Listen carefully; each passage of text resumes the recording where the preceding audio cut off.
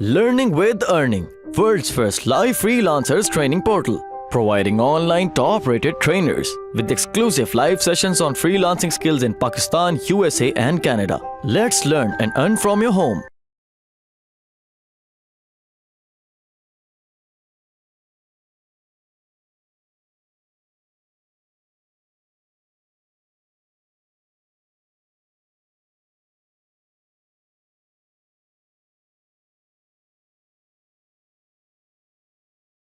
Then P का हो गया कि आपने प्रिपेयर कर लिया, उसको लिख लिया है, लिखना स्टार्ट कर लिया, मतलब उस तरह से लिखा नहीं है। देन आप उसको ऑर्गेनाइज करोगे। अब आपने अपने आइडियाज को, अगर आपको कोई मतलब माइक्रोसॉफ्ट वर्ड में अपने आइडियाज को लिख दिया है, मैं आपको आगे एग्जांपल भी देती हूँ किस तरह से होगा। और उसके बाद आपने ऑर्गेनाइज करना है उसे कि कैसे आपने ऑर्गेनाइज करना है, मतलब आपने उस चीज को इस तरह का बनाना है कि जैसे अब आपने इस स्टेज पे आके आपने उसको ये चीज डिसाइड करनी है कि आपने कौन सी चीज पहले रखनी है, कौन सी चीज बाद में रखनी है। अब रीजंस क्या है ऑर्गेनाइज करने के अपने आइडियाज को, कि आपकी जो भी आपने लिखा है वो लॉजिकल लिखा जाए, कि आपने बिल्कुल मतलब यूं नहीं लिखा पहले की चीज बाद में, बाद की चीज पहले। तो इस तरह से नहीं करना। तो मैंने पहले भी बताया था कि 15 सेकंड होते हैं किसी भी बंदे के पास कि वो ये चीज डिसाइड करता है कि मुझे ये आगे पढ़ना है या नहीं पढ़ना। सिर्फ 15 सेकंड लेता है वो, यानी कि स्टार्ट का जो भी पार्ट होगा। तो स्टार्ट का पार्ट बहुत मैटर करता है।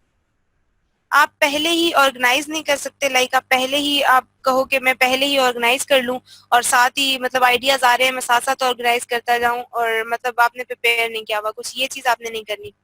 आपने पहले उसको लिखना है इस तरह से, उसके बाद उसे अपने आइडियाज को अपने एक पेपर पे लिख लिया या अपने माइक्रोसॉफ्ट वर्ड में लिख लिया है, तो आपने आगे करना है काम। नहीं तो इस तरह आप करेंगे कि आप पहले की चीज बाद में, बाद की चीज पहले, तो आप इस तरह नहीं लिख सकते। आपने पावर के फॉर्मूला को यूज करना है। अब एक आपने आउटलाइन यूज करनी है, लाइक आपने कोई भी आपको चीज लिखने को मिली हुई है, आपने उसकी एक आउटलाइन तैयार करनी है। जैसे आपने कहीं भी देखा होगा कि आपको जैसे हम पहले पहले पढ़ते होते थे कि आपने ऐसे लिखना है, तो ऐसे की हमें आउटलाइन दी जाती थी, हमें कहा जाता था कि इस पे ऐसे लिखो, तो वो आउटलाइन आपने असल में तैयार करनी है। और जब आप ये कर लोगे, मतलब ऑर्गेनाइज वाले लेवल पे आपने वो लिख लिया, उसे ऑर्गेनाइज भी कर लिया है, तो आपके पास एक क्लियर स्ट्रक्चर आ जाएगा कि भाई मैंने ये काम जो है ये सही से करके अब लिखना है। अब आपका मतलब फोकस किन चीजों पे होगा कि आपने अपने रीडर को, जो भी आपका रीडर, चाहे आपका बॉस है या आप किसी के लिए आर्टिकल लिख रहे हो या आपने प्रोडक्ट रिव्यू लिखा है, जो भी लिखा है, तो आपने अपने रीडर को गाइड कैसे करना है। अब आपने अपने आप को सोचना है कि आप एक टूर गाइड हो। अब आपको ये इस तरह से सोचना है, मतलब मैं हर तरह जब भी कोई भी बात किसी को सिखा रही होती हूँ तो यही बताती हूँ कि जो भी आप लिख रहे हो तो आपको अपने रीडर की तरह से सोचना है। लाइक आपको इस तरह से सोचना है कि जैसे आपने वो चीज लिखनी है और आपने ही पढ़नी है, और आप वो रीडर हो गए हो जिस तक आपने अपनी वो बात कन्वे करनी है, आपने उसकी तरह से सोचना है।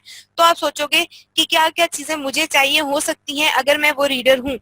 तो आपको एक्चुअली करना क्या है कि आपको उस चीज को उस रीडर की तरह पढ़ना है, और फिर आपने सोचना है कि भाई रीडर को पहले क्या पढ़ने को मिलना चाहिए, जो भी चीज है पहले क्या पढ़ने को मिलना चाहिए, और यहाँ से उसको कहाँ फिर आगे क्या चीज पढ़ने को मिलनी चाहिए, और फिर एंड पे उसे क्या पढ़ने को मिलना चाहिए। तो ये सारी चीजें आपने एज अ रीडर सोच के लिखनी है, मतलब अपने माइंड में, या वो आउटलाइन तैयार करते हुए आपने ये कुछ करना है। सही। अब जैसे आपको एक लेटर, ये एक लेटर का वो है कि मुझे मतलब अगर मैं एक मीटिंग में हूँ और फिर उसके बाद मुझे मेरे बॉस ने पूछा है कि भाई ऐसा हुआ है कि आप मीटिंग का मुझे बताओ कि क्या हुआ है, मुझे उसकी डिटेल्स दो। तो मैंने उसे बताना है। सबसे पहले मैंने अभी ये सिर्फ आइडियाज जो हैं, क्योंकि ये छोटा पीस है, तो मैंने इसके लिए एक चीज लिख ली है कि भाई मैं जो हूँ कार्ला से मेरी मुलाकात हुई है जो कि फलानी कंपनी से है, और उसने कहा है कि हम लोगों ने ये चीज डिस्कस की है कि जो कॉन्ट्रैक्ट उसका हमारे साथ है वो उसको रिन्यू करवाना चाहती है। उसने कहा कि वो नेक्स्ट ईयर रिन्यू कराना चाहती है, लेकिन उसको डिस्काउंट भी चाहिए। उसने फिर ये एक और चीज मतलब बताई है कि वो हमारी कस्टमर सर्विस से बिल्कुल भी खुश नहीं है। और मतलब वो किस लिए खुश नहीं है, वो इसलिए खुश नहीं है कि उसको एकदम से मतलब एक अर्जेंट कोई इसका क्वेश्चन था जो कि उसने करना था, लेकिन उसको वेट करना पड़ा 10 मिनट तक। हमें हमारी कस्टमर सपोर्ट की तरफ से उसको फौरन से रिप्लाई नहीं किया। सही। तो उसके बाद मैंने लिखा कि भाई मेरे माइंड में मेरी उससे बातचीत हुई है, तो उसने ये भी बताया कि मैं मालटा जा रही हूँ नेक्स्ट वीक।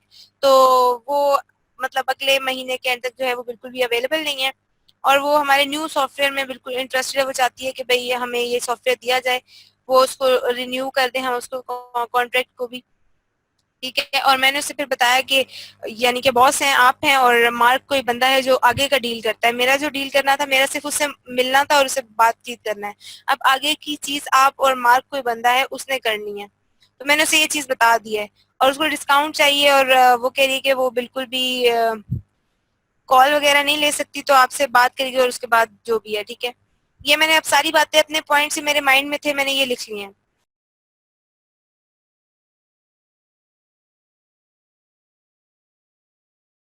उम्मीद करती हूँ स्टूडेंट्स आपको आज का टॉपिक भी समझ आया होगा। जो चीज़ें आपने समझी हैं वो नोट्स की फॉर्म में भी अवेलेबल है। मेक श्योर आप ये वीडियो को बार बार रिप्ले करें जब तक आपके जहनों में डाउट्स क्लियर नहीं हो जाते।